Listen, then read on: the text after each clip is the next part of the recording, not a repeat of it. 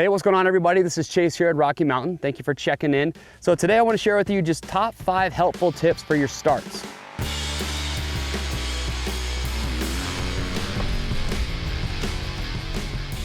These techniques are going to apply to a dirt start like I'm on today, a graded start, doesn't matter, cement start. These are going to apply to all of those. Now, these are things that have helped me out. I'm not saying these are the end all be all that you have to implement these, but if you're struggling with starts, if you're just learning, maybe going to go race for the first time, these are going to be some helpful tips that I think are going to help a lot of riders out. So let's get started. Tip number 1. Again, this is something that you might not think of too often, but if you've ever watched a supercross race or a pro motocross race, sometimes as they pan across the riders, they get up close, you'll see riders literally grabbing the crotch of their pants and doing this and pulling their pants. Well, the reason that they do that is nowadays with a lot of the riding gear that we have out, it's incredible, it fits awesome, there's a lot of stretch to it, but sometimes if you have too much stretch, what'll happen is that as you accelerate, well, what happens? Your body always wants to go backwards on the motorcycle. And if you have too much material in your pants and you don't pull that slack out, it just makes it a little bit easier for your body to want to slide on your seat and go backwards. And once that starts happening, it's hard to keep the front wheel down and you're not going to have as good of a start. So that's why you grab just the crotch of your pants, give that sucker a pull. And what I'll do is kind of come forward on my seat and then sit back. And now it's a lot harder for me to slide back on the motorcycle. So that's the tip number 1. Tip number 2 is holding your breath. If you watch any sport where there's a lot of explosion, like football, when they snap the football, sprinters in track and field, every time they get set, you'll see them, especially sprinters, they take a deep breath. Or if you watch swimmers, when they're getting off the blocks, they always take a deep breath. And the reason for that is that gets you ready for an explosion. And that's exactly what you're doing off the starting line. You're exploding as soon as that gate drops. So what I like to do is, as the guy is pointing across the line, we all give the head nod that we're ready to go, right? And then he's gonna start walking towards the doghouse to drop the gate. So what I like to do is just take a big deep breath in, hold it, and then I'll find my throttle and clutch position and get ready for that gate to drop. So that's tip number 2.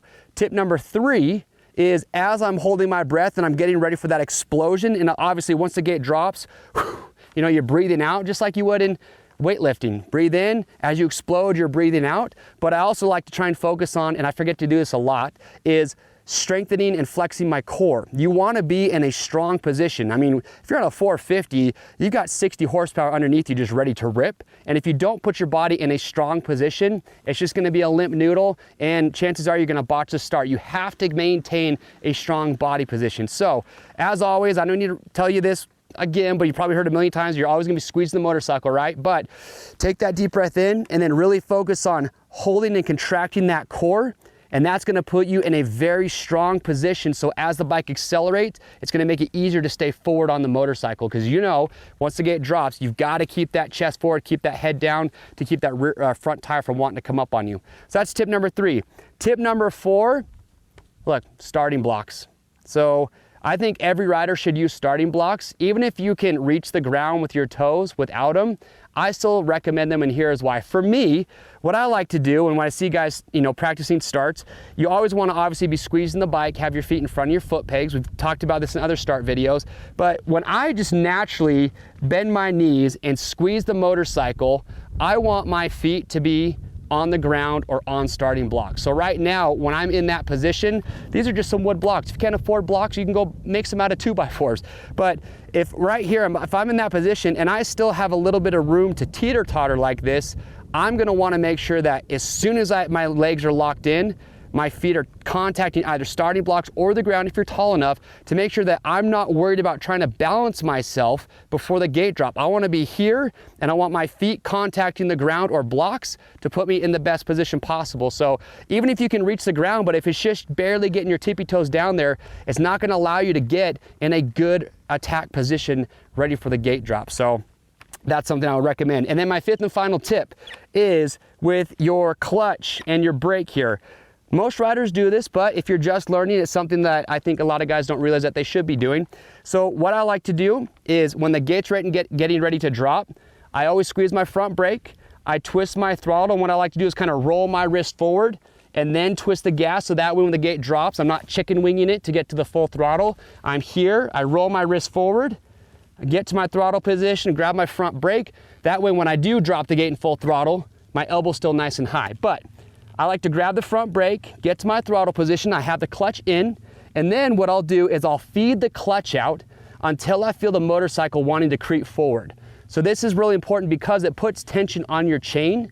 So that way, as soon as the gate drops and you drop the clutch and you accelerate, that tension is just gonna give you straight drive forward right out of the gate. So again, your clutch is gonna be in because you're shifting into whatever gear that you're gonna do your start in. You're finding your throttle position, grab that front brake, slowly feed that clutch out till you feel the bike wanna creep, and then I'll come in maybe just a millimeter or two. Now I'm there, I'm holding my breath, I'm flexing my core, I'm in the correct position, I'm ready for my gate drop. If you practice these technique tips, are gonna help you out. We've done another great video that Riley Bruff did with the RMX Academy, where he goes over more of the basics of the starts, and so we'll go watch that. There's some other helpful tips in there. Chris Kiefer's done a start video where he talks about just cement starts because the technique is a little bit different when you're doing it on cement. You know, graded starts are a little bit different too, but these tips are gonna help everybody. So I'd love to hear your feedback though. What have you done on starts that has helped you a little bit? Maybe just this little tweak that you made that made a difference for you. And I'd love to hear that and see what you guys have to say. So if you like this video, get subscribed to the Rocky Mountain YouTube channel. As always, I am Chase, and we'll see you on the trails.